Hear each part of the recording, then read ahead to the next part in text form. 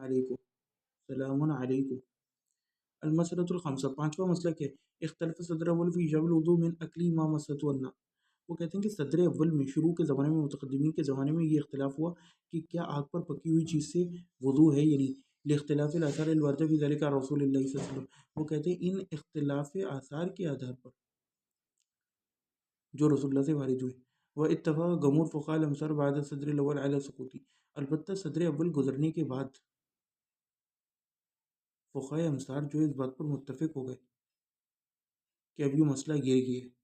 اس صحیح عندهم انه عمل الخلفاء الاربعہ، کیونکہ ان کے نزدیک خلفاء اربعہ نے اس کے اوپر عمل کیے۔ ولما ورد من حدیث جابر انه قال، اور اس وجہ سے کہ ان کے پاس جو حدیث جابر آئی جس میں انہوں نے فرمایا کانا آخر الامرین من رسول اللہ ترک الوضوء مما مسۃ النار، کہ رسول اللہ کا جو آخری امر تھا نا وہ یہ تھا کہ انہوں نے ترک کر دیا وضو کرنا آگ پر پکی ہوئی چیز سے۔ اچھا، یہاں ایک بہت زبردست بات ہے، معاویہ نے اس کی طرف اشارہ کیا تھا، اس کے اوپر پوری تحقیق موجود ہے کہ اصلاً یہ جو ہے نا ناسخ منسوخ کا مسئلہ نہیں ہے، یا راجع، یہ صرف مسئلہ نہ راجع مرجو کا مسئلہ ہے۔ بیسکلی سختی صرف شریعت نے اٹھا دی، البتہ اب بھی مستحب یہی ہے کہ آگ پر پکی ہوئی چیز سے آپ کو وضو کرنا چاہیے، واجب نہیں ہے لیکن مستحب ہے۔ اس کے اوپر پوری تحقیق موجود ہے، وہ کہہ دوں گا تو معاویہ سینڈ کر دے گا۔ خرج ابو داود، امام ابو داود نے اس کی تخریج کری۔ ولكن ذهب قوم من اهل الحديث احمد واسحاق وطائفه غيرهم ان الوضوء يجب فقط من اكل اللحم الجزور۔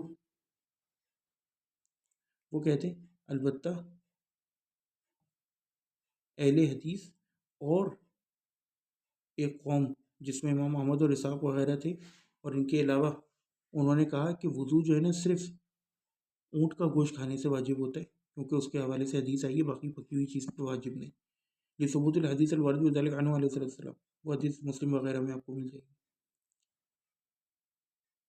المسألۃ السادسہ، چھٹا مسئلہ، شذ ابو حنیفہ فاوجب الوضوء من الضحك في الصلاة لمرسل ابی علی۔ وہ کہتے ہیں کہ امام ابو حنیفہ نے ایک شاذ مذہب اختیار کیا، اور وہ مذہب کیا ہے کہ نماز میں اگر کسی کو ٹھٹے کے ساتھ ہنسی آ جائے تو اس کی نماز ٹوٹ جاتی ہے، مرسل ابی علیہ کی وجہ سے۔ وہ ہوا ان قوم ضحکوا فی الصلاۃ، اور وہ کیا ہے کہ قوم ہنسی نماز میں، فامرهم النبی صلی اللہ علیہ وسلم، تو نبی کریم صلی اللہ علیہ وسلم نے انہیں حکم دیا باعادۃ الوضوء، کہ وہ اپنا وضو لوٹائیں، والصلاۃ، اور نماز۔ یہ عبدالرزاق وغیرہ نے روایت کی، دارقطنی نے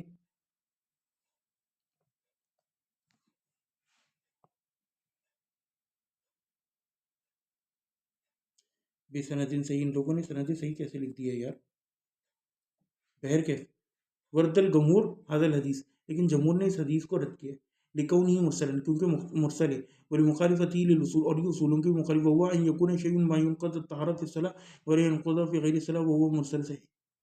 وہ کہتے ہیں روایت مرسل صحیح ہے، اور یہ اس اصول کی بھی مخالفت کرتی ہے کہ کوئی چیز جو نماز کے باہر وضو کو نہیں توڑتی وہ نماز کے اندر بھی نہیں توڑتی، سمجھے؟ اور جو نماز کے اندر توڑتی ہے نا وضو کو، نماز کے باہر بھی توڑتی ہے، وہ مرسل صحیح۔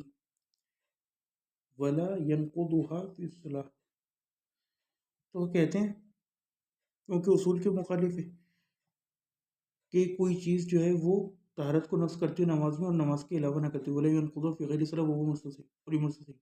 المسألۃ السابعہ، آخری مسئلہ، ساتواں مسئلہ، وخشذ قوم فوجب الوضوء من حمل المیت ففی اثر ضعیف۔ وہ کہتے ہیں کہ قوم نے یہ بھی کہا کہ میت کو محض اٹھانے سے وضو واجب ہو جاتا ہے، اور اس میں ایک ضعیف اثر نقل کیا، من غسل میتا، کہ جس کسی نے میت کو دھویا فلیغتسل، تو غسل کرے، ومن حملہ فلیتوضا، اور جو کوئی اسے اٹھائے تو وضو کرے۔ ابو داؤد وغیرہ میں یہ روایت، خود ابو داؤد نے اس کی تضعیف کی ہوئی ہے۔ وينبغي أن تعلم أن الجمهور العلماء أوجبوا الوضوء من زوال العقل بأي نوع كان من قبل إغماء أو جنون أو سكر، وهؤلاء كلهم قاسوه على النوم۔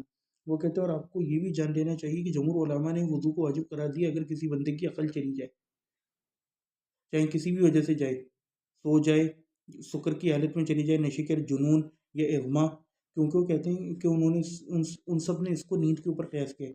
وہؤلاء كلهم قاسوه على النوم، عنی النوم رأوا انه اذا كان النوم یوجب الوضوء۔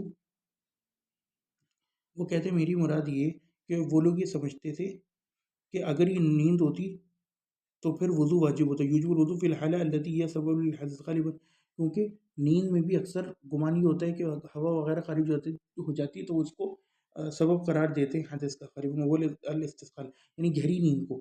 فأحرى أن يكون ذهاب العقل سببا لذلك، تو کہتے ہیں کہ یہ اس بات کا زیادہ گمان ہے کہ جب عقل چلی جاتی ہے تو آپ اور زیادہ مدہوشی کی حالت میں چلے جاتے ہیں، یعنی بھاری ہو جانا کہ بندے کو کچھ پتہ نہیں چلے، تو مجنون کو بھی کچھ پتہ نہیں چلتا جیسے بھاری نیند والے کو پتہ نہیں چلتا.